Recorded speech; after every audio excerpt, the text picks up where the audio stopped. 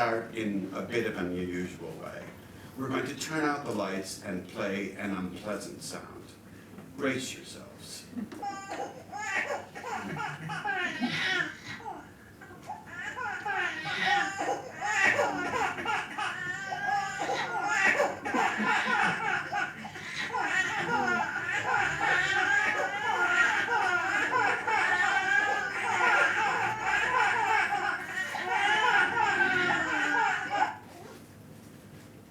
How uncomfortable did that make you? Did it remind you of babies you know? Babies crying on planes or trains? Every parent will tell you the sound of their baby crying is the hardest thing in the world to hear. It cuts you to your very core. When your baby won't stop crying, it can drive you mad. And that was just 20 seconds worth. I remember when my exhausted wife and I decided, as a matter of survival, we had to sleep train our daughter. It was excruciating to leave her to cry for 10 minutes, 20 minutes. We literally had to hold each other back from rushing to her. On the other side of the equation, from the baby's point of view, things are entirely different. For the baby, crying is their first experience of having power over the world. They cry, and magically, someone comes. And I want you to remember that when that happens, a baby doesn't even have the capacity to turn themselves over in their cot. When their mother leaves the room, they don't even know she continues to exist. But then they discover they have this amazing power. They can cry, and someone comes, someone who brings them comfort and warmth. My parents were both deaf. So when I cried in the middle of the night, or if they had just popped out of the room, no one came. No fault here, just the experience of a baby crying with no one coming. A baby who inevitably would have felt that crying was pretty pointless. Of course, at the time I would have had no idea why no one came. That came later, when I understood my parents literally couldn't hear me. And when I understood that, I realized there was a point to crying sometimes, when they could see me. So as a toddler, if I crashed my tricycle, I didn't cry. Not until my mother caught up to me. Then I'd cry. Crying is a baby's first experience of language. Parents can understand many different cries that their babies make. Cries that tell them they're hungry, they're frightened, they're lonely, they have indigestion. They're finding it all too much, too exciting, too noisy, too bright. It's in their parents' response to their cries that babies start to understand themselves. A baby makes a certain cry, and a mother rushes into the room and says, "Is my little monster hungry again?" Hungry. Or a different cry, and a father rushes into the room, picks up his daughter, holds her tight, and says, "Is my little princess frightened of the dark?" So that's what I am, frightened of the dark. It's not just that babies learn particular things this way. They learn something much more important, that they're understandable. These are two takeaways I never got from my parents. The magic of cry and response, and the understanding that I was always communicating. What was it like having deaf parents? If you'd asked me as a kid, I would have said normal. I assumed my parents were cut from the same cookie-cutter pattern that all parents are cut from. And through my parents, I knew other deaf parents who seemed pretty similar. It's only when I got older, when I left home, that I began to get any perspective. For example, about lip reading. Lip reading was the way my parents were taught to communicate to the schools they went to in the 1930s and 1940s. At these same schools, they were heavily discouraged from using sign language. The thing about sign language, they were taught, is that when you use it, people can see that you're deaf. And the message here was that this was a very bad thing. One consequence, my parents were always hyper alert to what hearing people thought of them. In my mother's case, what hearing people thought of her as a mother. Another consequence, when I wanted to communicate with my parents, first I had to get into the same room as them. Then I had to get their attention. If I was close, I could tap them on the shoulder. If more distant, I'd stomp on the floor. They could feel the vibrations. Or I'd wave my arms around. They could catch the movement out of the corner of their eye. They would turn to face me, and I would turn to face them. And then I would speak slowly and with exaggerated mouth movements. The thing about lip reading is that it takes all the subtlety and nuance out of language. It's hard enough to understand basic words. I'm going to give you a chance to find out for yourself. I'm going to speak to you in the way that I spoke to my parents. Let's see if you can make any sense of it.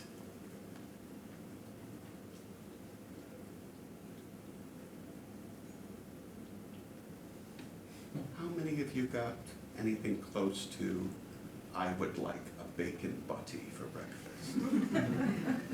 It's not easy, is it? Here's another example, extra credit if you like. This is an important line from later in the show. If you get it, you'll recognize it when it comes up.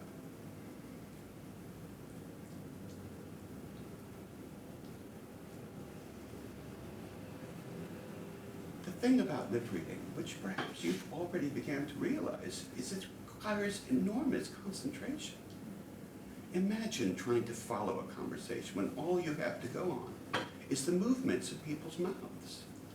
You're watching one person speak, their mouth stops moving. You're not sure if they're pausing or if they're stopping, so you stay on their mouth.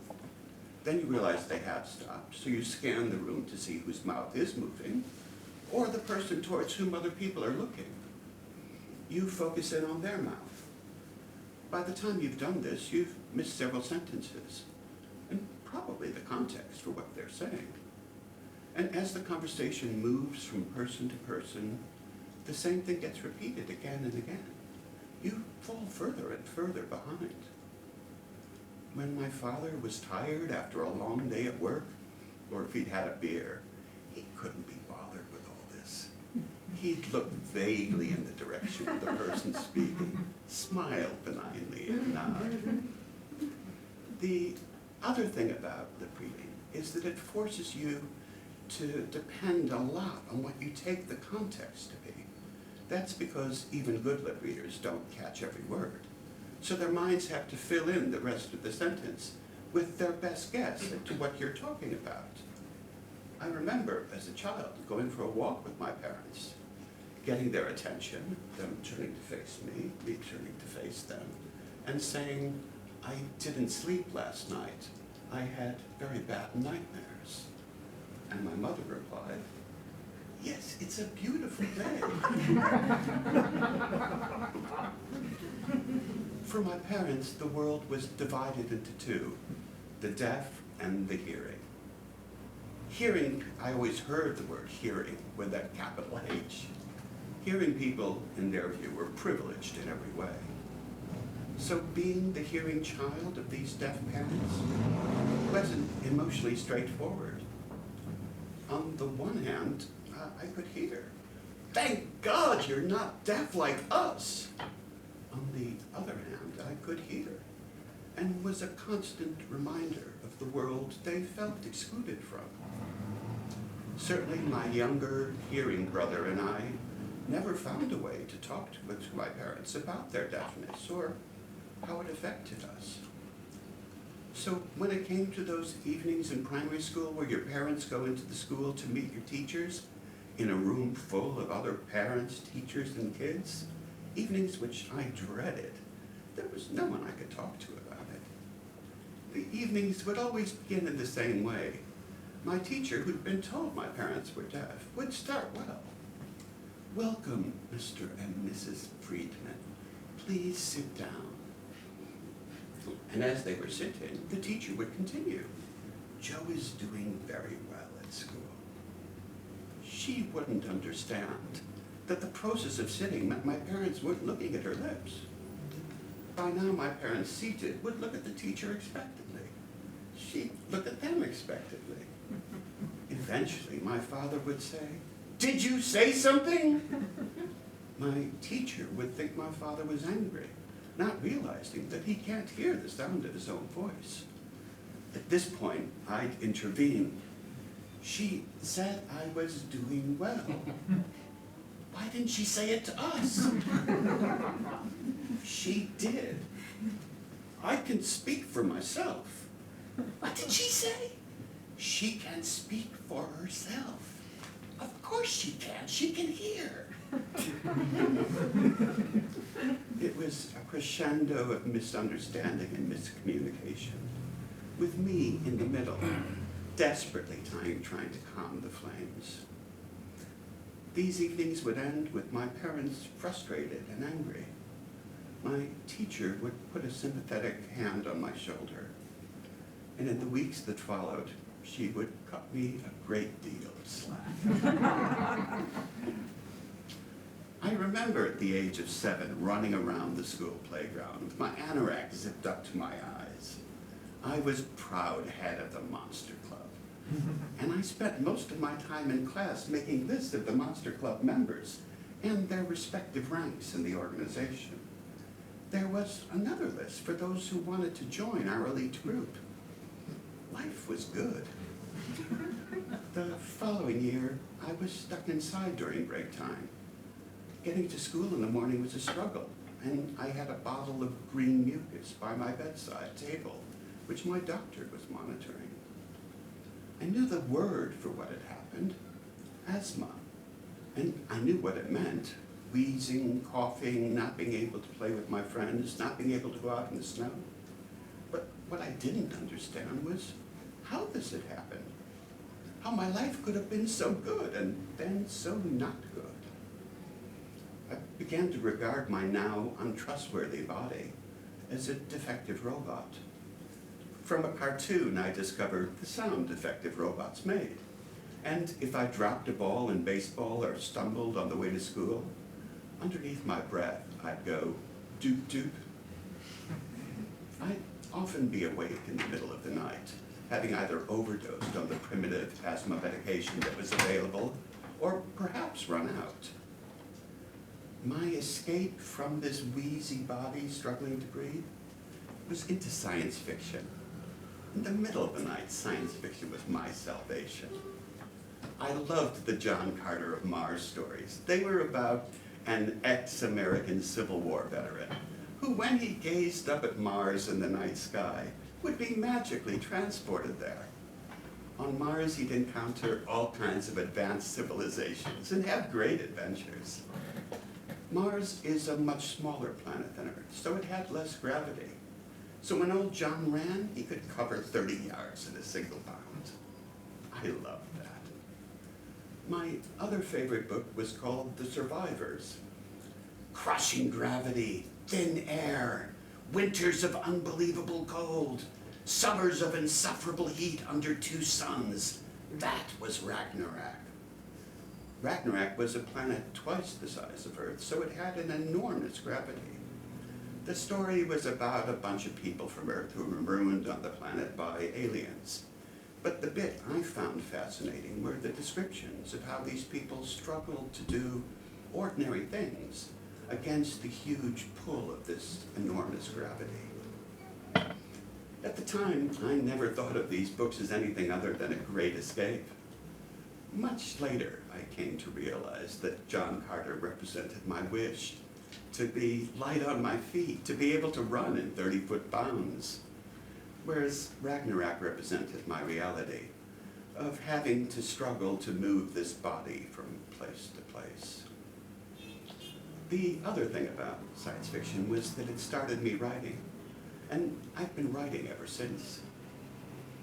I recently discovered one of my first science fiction novels. It was a thinly disguised version of Superman, with the hero, a boy with asthma. By day, Ben was a wheezy weed, but by night he was Superboy, able to swim several lengths of a swimming pool, able to run 2 Chicago blocks without stopping for breath, and if a building wasn't more than 3 stories, he could totally take the stairs.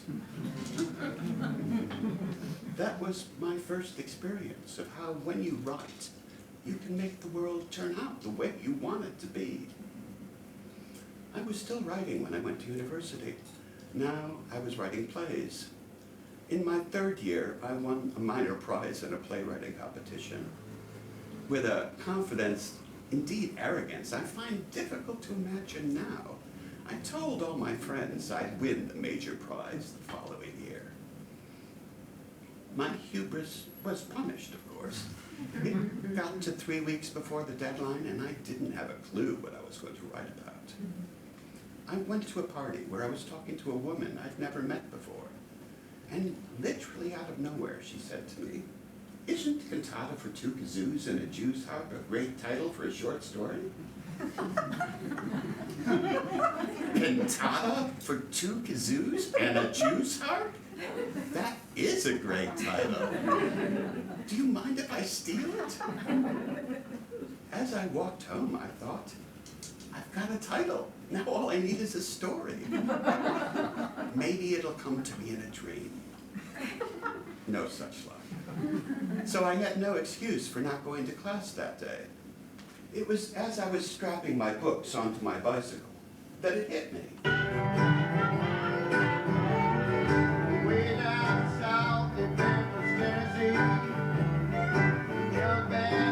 A jug band musical.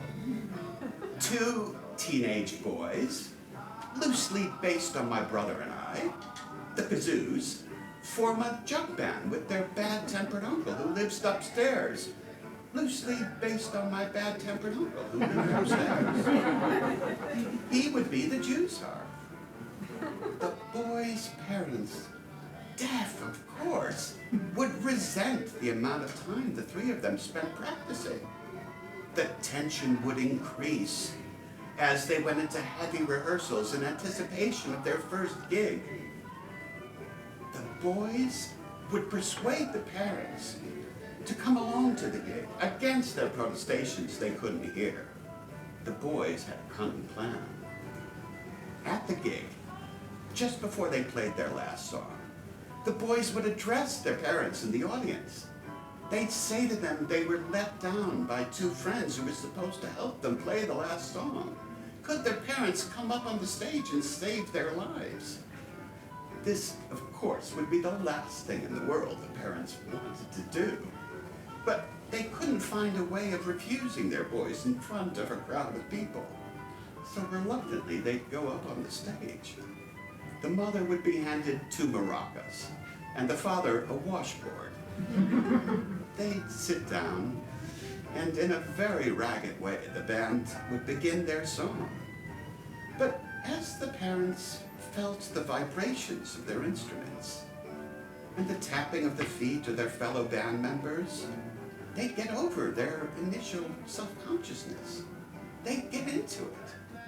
The song would end with a rousing chorus, and the audience would rise as one to give them a standing ovation. I know, it's a very personal, happy ending. But living in this country, I'm also aware it's also a very American one. Still, a jug band musical with opposites and generations reconciled. How could I lose? When you write, you can make the world turn out the way you want it to be. In life, that's not so easy. The following summer, I took my play home when I went home to see my parents. I gave it to them to read. I didn't hear anything for several days.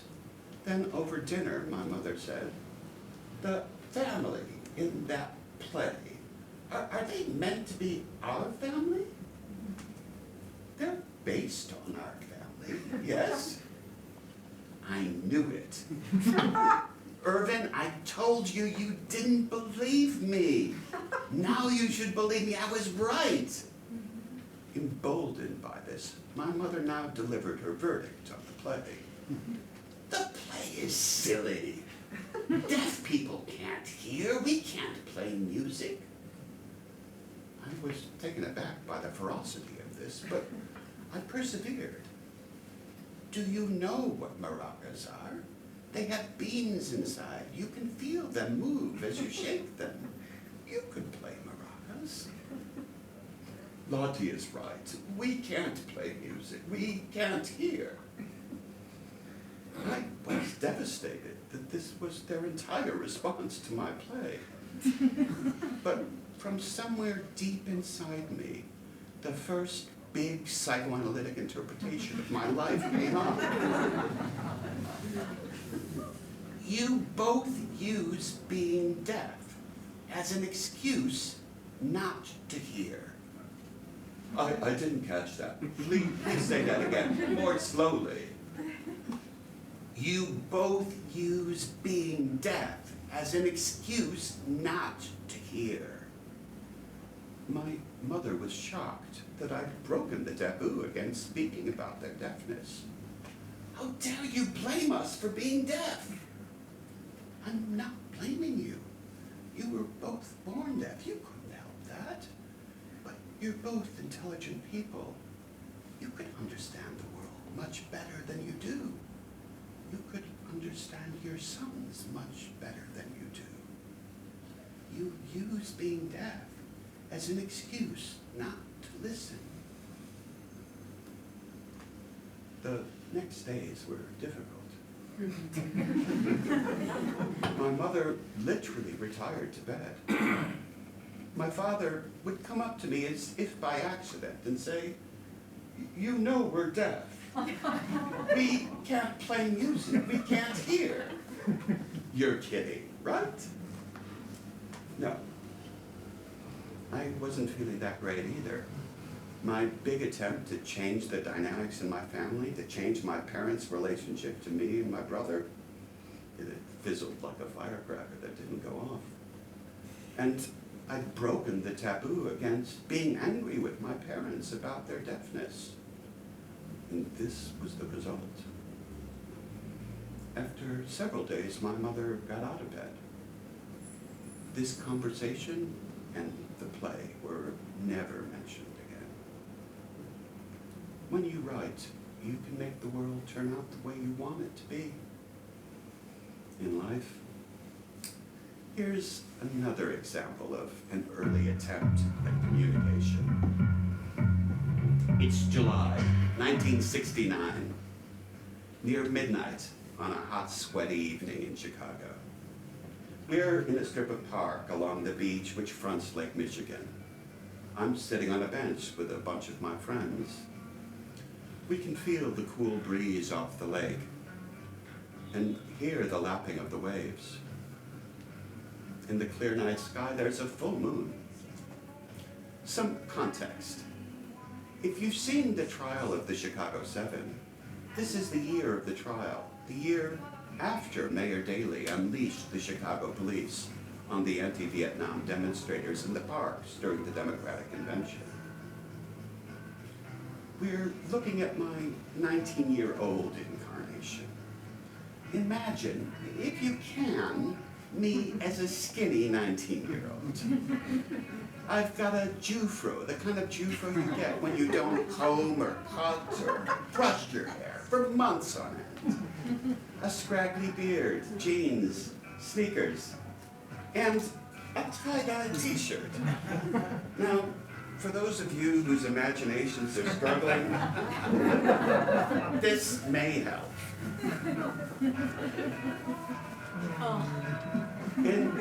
In San Francisco, I would have fit right in. In Chicago, a working class city full of patriotic immigrants, not so much. I've learned not to walk too close to the street because people in passing cars were apt to express their displeasure at my appearance by spitting. the acid I took several hours earlier is starting to peak. Whoa, it's getting stronger. My friends and I aren't alone on the beach.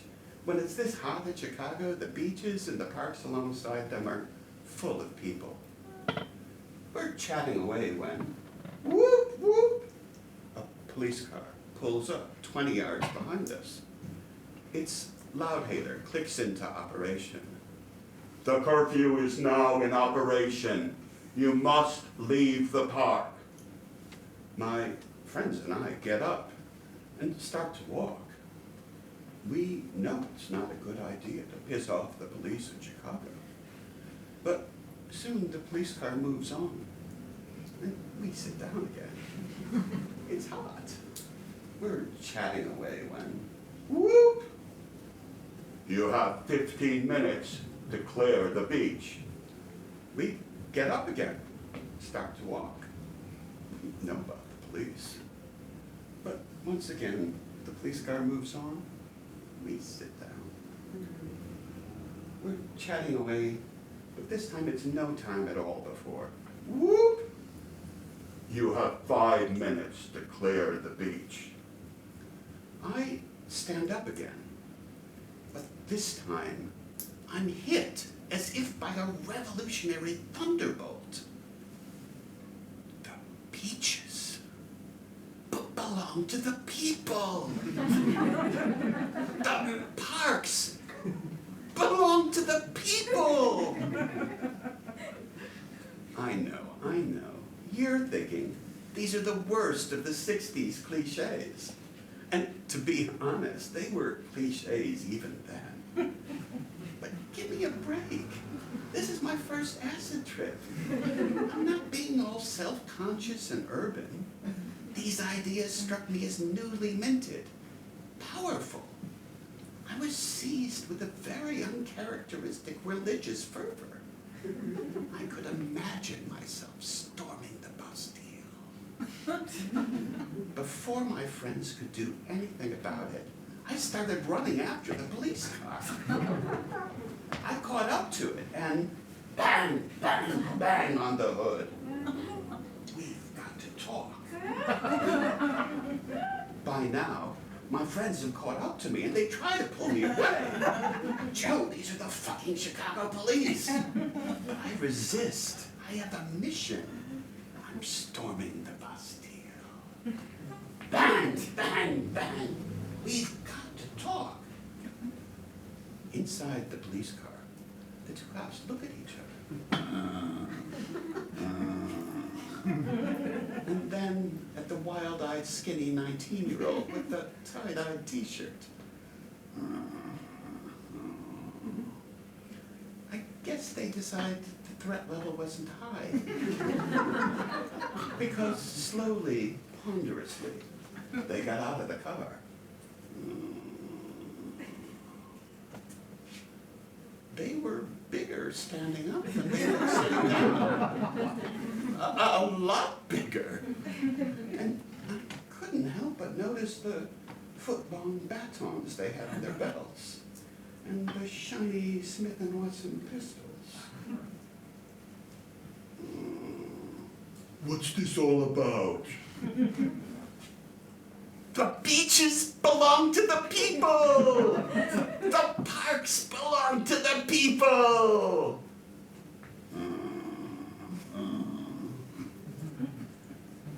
To be honest, this was as far as I gotten in my thinking. In my acid-fueled imagination, they were as taken with these ideas as I was. No. Doop doop. My reasonable brain, not much in evidence until this point, said, what did you expect, Joe? You're going to have to persuade them. You're going to have to convince them. My acid brain froze for a moment, but then came up with the most brilliant idea. My second big, utterly awesome psychoanalytic interpretation. Okay, even at the time, I knew this wasn't worked out. But my acid brain didn't care. This This is all about Mayor Daley's penis. This is about Mayor Daley's penis.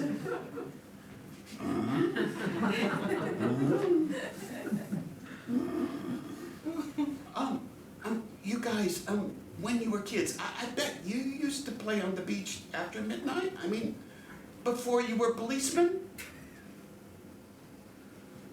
When it's this hot and you're not rich enough to have air conditioning, the beach is the only place you can catch a breeze. It's the poor man's air conditioning. And when did this stop? Last year, when Mayor Daley invoked this curfew law that had never been used before to get rid of the demonstrators from the parks. Ever since then, you guys have had to drive around every night and get everybody out of the parks and off the beach. You must think that's a real waste of your time. And why do you have to do this? Just so it doesn't look like Mayor Daley invoked this law arbitrarily. All of us have to be deprived of our beaches and parks just to save his face. I'd never really had a crowd before, an audience. It was kind of nice. My acid brain said, they're all here to watch your skull being beaten in by the police. But my reasonable brain said, no, they're friendly. They're smiling. They're even nodding along with what you're saying. My reasonable brain thought, wouldn't it be brilliant to come up with a really strong concluding argument to completely convince the police you're right? Everybody would be really impressed. My acid brain wasn't interested in this, and it was in control of my mouth. It just wanted to repeat its favorite sentence again. You see, this is all about Mayor Daley's penis.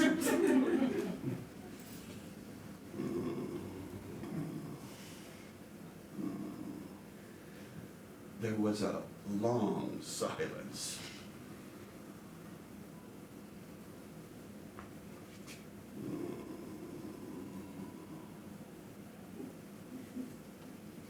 You know, it's not that easy being a cop.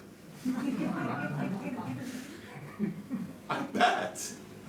And just like that, the three of us were talking about our lives in Chicago and about the weather. And as we talked, I couldn't help but be aware out of the corner of my eye that the people who had started to leave the beach were returning. After half an hour, the policemen look at their watches and then at each other. You're a good kid. You can stay on the beach. Just don't make any noise when you leave. But what about everybody else? Can we all stay on the beach? I could see they thought I was pushing it.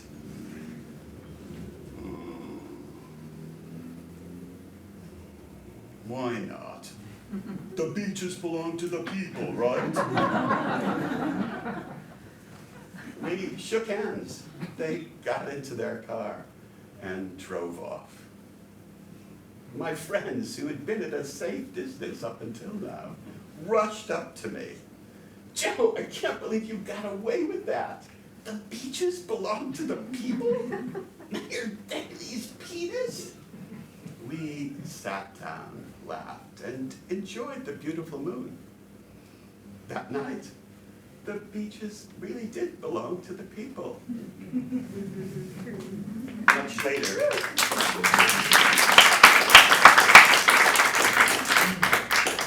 Much later, of course, on reflection, I realized, given events at the time and more recently, how lucky I was with my protest. But still, isn't it amazing how you can find people who can hear you in the strangest of places? My parents got a phone when I was 8, a landline. Not for them, for me, or actually for me, for them. My parents assumed that anybody hearing capital H here, could communicate with anybody else who was hearing. At 8, I didn't know any different, and I wanted to help. So soon I was on the phone to doctors, lawyers, insurance agents, car salesmen, and the hearing children of my parents' deaf friends. I learned to be their voice and hearing aid in the world. I soon learned to filter out their resentment and anger at the unfair way the hearing world treated them. I felt like an adult, though I was still very much a child. When I was preparing this show, I realized that all this happened the year after my grandmother, my father's mother, died. She had been the hearing adult in my parents' life, and in mine.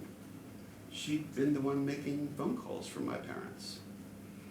After she died, I became the designated hearing adult. Now I realized this was a double blow.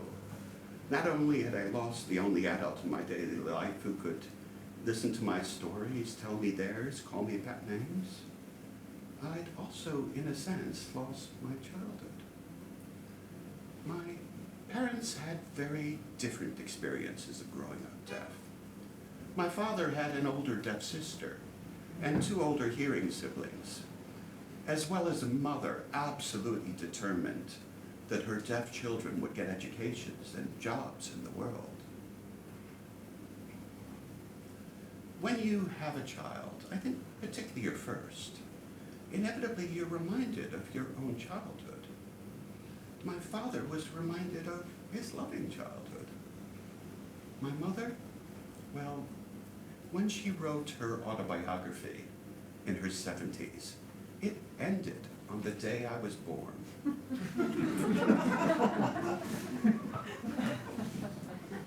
My mother was born in Germany in the pre-Nazi era. As far as I can make out, neither of her 2 parents could allow themselves to recognize that their firstborn, their daughter, literally couldn't hear them. My mother's mother had nothing to do with the baby. In my mother's memory, she was always in a room by herself, making a patchwork quilt. Postnatal depression? Maybe she just couldn't deal with the reality of not having a perfect child. Whatever, the effect on my mother was profound.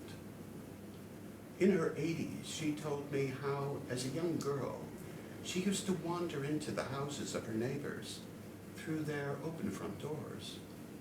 Once inside, she'd find the dining room, and there she'd stand silently and stare at the family as they ate dinner together and talked. When my mother told me this story, she was telling it to me to illustrate what a terrible mother she'd had that allowed her daughter to behave so badly. But for me, this was a story about how alone my mother felt and how much she hungered for a family life. My mother always felt the reason her mother neglected her was because she was deaf. She hated her deafness. So when her privileged hearing son wrote a play in which she played maracas and put to her that she could experience her deafness differently, well, that was a bridge too far. The thing is that though I didn't inherit my parents' deafness literally, I was affected by it almost as much as if I had. I'm not talking about these hearing aids. They're the result of tons of ear infections because I like swimming.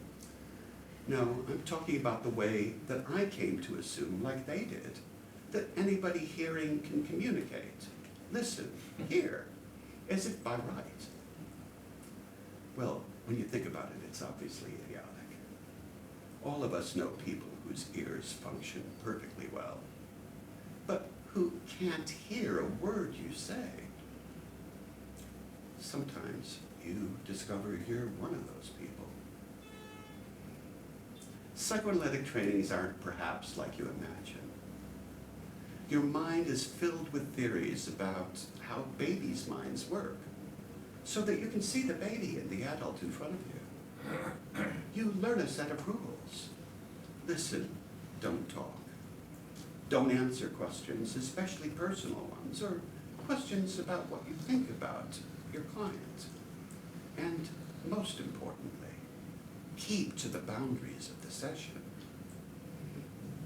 Imagine me as a young therapist, keen to do good and to follow the rules correctly. That's when Ellen walked into my room. Ellen was in her late 20s, had brown hair and brown eyes. She was a 5'3" bundle of concentrated intensity. Ellen was a young therapist's total nightmare. A missile aimed directly at any decent confidence or composure I had. From the start, she attached onto me like a limpet onto a rock. She didn't care about the rules of psychotherapy. When I made an interpretation, Ellen would laugh at me, get up from her chair, walk over to my bookcase, look at the books and say, "Which book did that come from?" If she felt angry or resentful after the end of a session, she'd call me on my landline at home. She'd let the phone ring and ring, usually in the middle of the night.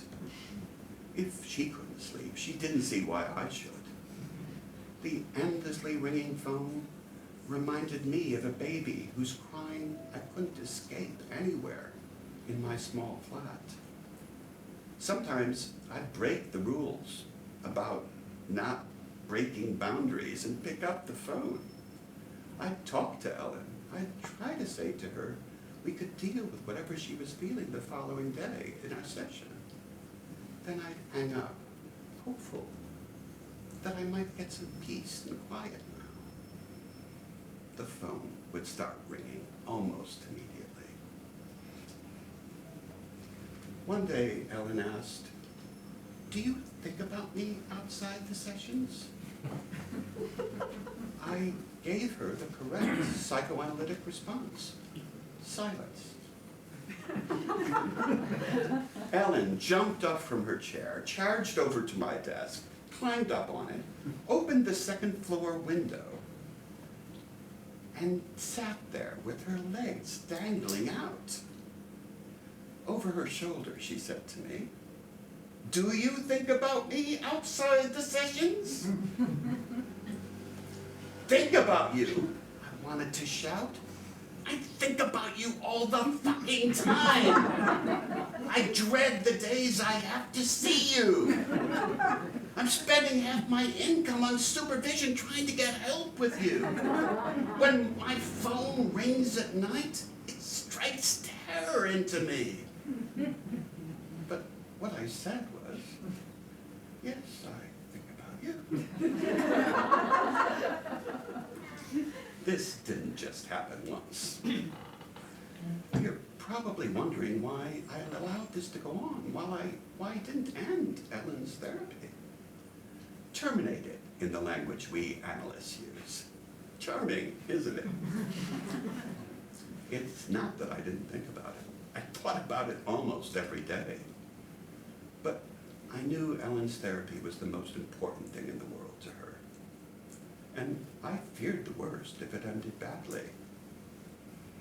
But it's also true that somewhere in me, I knew she had a point. I was getting something wrong, something profoundly wrong. I just didn't know what. One day, frustrated at my lack of understanding, Ellen dramatically stormed out of the session and sat on the stairs leading up to our consulting rooms, sobbing loudly. My thoughts, to my shame, were all about how my colleagues could hear this. I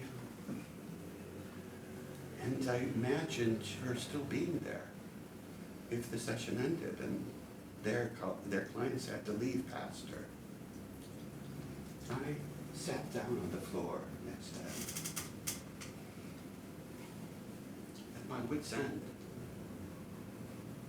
And then, for a moment, I stopped thinking about myself. I heard the desperation in her crying, her utter despair that she couldn't get through to me. realized how much trust she'd put in me and how I was failing her, only able to think about how she made me feel. I was overwhelmed. Tears started running down my cheeks. Ellen looked over at me, surprised. Then she stood up and returned to the consulting room. I followed her, tears still streaming down my face. We sat down. Ellen talked. When I said, "It's time for us to stop now," Ellen looked at me with soft eyes, and then gathered her things and left. In the months and years that followed, Ellen did the work she'd come to do, faced her demons, formed her first healthy relationships, went back to school, got married. In that moment on the stairs, I gave Ellen what she wanted all along, an honest, heartfelt response.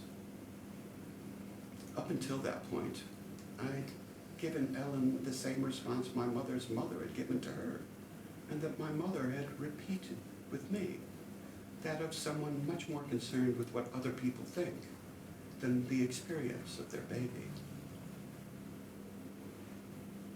As it happened, Ellen too had a dutiful mom.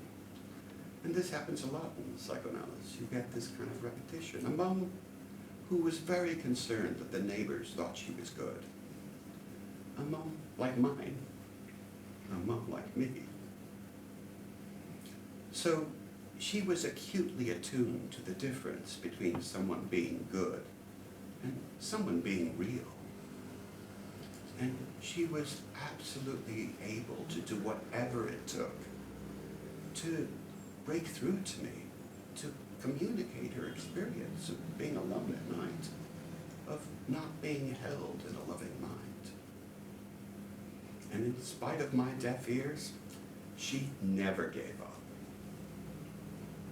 I'm enormously grateful to her. All of my subsequent clients and relationships have benefited from her persistence. She simply wouldn't accept anything less than the hearing therapist she somehow knew I could be. A therapist whose listening wasn't just skin deep. This has been a bad year for lip readers. But the world for deaf people and their children has changed radically since I was a child in the 50s. Partially that's because sign language is widely practiced without shame, and not just by deaf people. But technology has been hugely important to deaf people. I remember when I was a teenager coming home to find a huge cast-off Western Union telegraph machine. It had a roll of yellow paper inside, and which it printed a line at a time. My parents would hover over this, reading the messages from their friends in the city and their family all over the country. They would type responses. When my father got home from work, the first thing he would do is look at this yellow sheet of paper, reading the words that my mother and other people had written during the day. They were so excited to have this direct communication with the people they knew. And this huge telegraph machine was shrunk electronically into a small TDD. And then there were fax machines and email and visual communication devices. And now there are mobile phones with their translating and texting apps.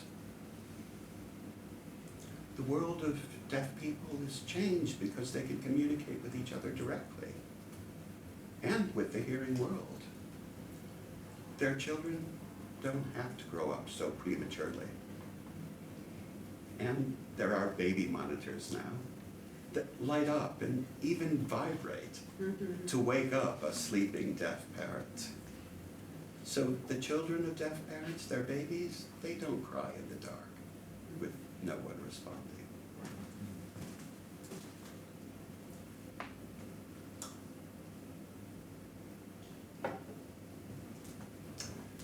I wasn't keen to have children. My big goal in life at the time was to get published. And I imagined, correctly as it turned out, that having a child would eat very significantly into my writing time. But my wife proposed a deal. She said, "I'll do all the work involved in fielding the baby. You'll be free to write." She said, "You have your creative outlet. I want mine." How could I say no? Our daughter, Susie, was born on a snowy Christmas day. I remember the midwife handing her to me and looking into her deep blue eyes that looked right back into mine. I was in love. My wife's deal, well, it was a clever subterfuge. How could I not be involved in caring for this wonderful baby? My favorite thing was reading her stories at night. It was a chance to rediscover books I'd loved as a kid, Dr. Seuss, and to discover new books with her, Harry Potter, Alex Rider. For the most part, this was an unalloyed pleasure. But there were times when my daughter had terrible taste. When she was 6, she fell in love with the My Little Pony stories. Brightly colored ponies who go around being terribly nice to one another. I hope you're not fans. I had to read several of these stories night after night. After 2 weeks, I rebelled. So Pinkie Pie and Twilight Sparkle became the best of friends. And then, suddenly from behind a hill, a giant Tyrannosaurus Rex appeared. He saw the My Little Ponies and charged towards them. They tried to make friends, but the T-Rex wasn't interested in that. He gobbled them all up, one after another. And when he was finished, he burped loudly and said, "They tasted good." The end. The next night, my daughter said, "Can we have another My Little Pony story?" "I'm sorry, darling, they're all dead. Even the T-Rex. Remember? If you're so smart, why don't you make up your own story?" Fair enough, I thought. And I knew I had about a minute, her attention span at the time. My brain went into overdrive. What can I make up a story about? Okay, I need a character. How about somebody big? A big young girl. A young girl giant. Great, okay. I need another character. Okay, I imagined my giant lying in the grass in her garden. Something small in the garden. I imagined a worm with his head sticking out of the ground. And then the first sentence of the story and the entire character of the worm came to me in one go. "Your feet stink." The young girl looked around. "Daddy, she has to have a name. What's her name?" Boobala, I thought. The pet name I called my daughter. I like that name. "Your feet stink." Boobala looked around. She couldn't see anyone. Then she heard the little voice again. "Your feet stink." Boobala was very surprised. No one ever talked to her. And no one ever said anything nasty to her. Most of the time, people ran away. Boobala was a young giant. Everyone was scared of her. Everyone except, it seemed, the owner of this little voice. Bubala looked closely at the ground near her feet. She saw a worm with his head sticking out. "Isn't it usual to reply when you are spoken to?" Bubala nodded. "Let's start again. Your feet stink. Your turn." "I forgot to wash them this week, or last week." "Or the week before from the smell of them." "I didn't think anybody cared," asked the worm softly. Bubala nodded a very small nod. This was, of course, the beginning of a beautiful friendship. And the next night my daughter said, "Can we have another Bubala story? And then another." If reading stories to my daughter at night was a pleasure, this was something entirely different. The intimacy of shaping my words to her response. The unexpected laughter, the gurgles of pleasure, the wonder of the shared creativity, and the magic of listening and being listened to. And ironically, as my wife never stops reminding me and other people, 10 years after my daughter was born, Bubala and Worm, my first published book, appeared. Naturally, I had to bring it home to show to my mother, who learns from experience. I remember handing it to her and her looking at the cover. "I wrote a story about a worm when I was 8. Something about an apple." "Mom, I'm 57. You know I've been writing all my life, always wanting to get published. Is this really all you can say to me when I give you my first published book? That you had the idea first?" My mother had painted all her life without much recognition. Maybe what I said struck a chord, because she looked at me, perhaps for the first time, not as a privileged hearing person whose life is peachy simply because he can hear. She heard me. "I'll read the stories tonight." And she did. And the next day she went on and on and on about the illustrations, which I had nothing to do with.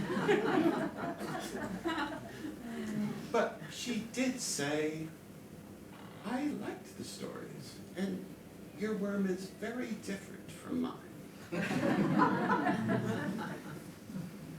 I took it as a win for both of us. When you write, you can make the world turn out the way you want it to be. Sometimes, if you're lucky, life cooperates.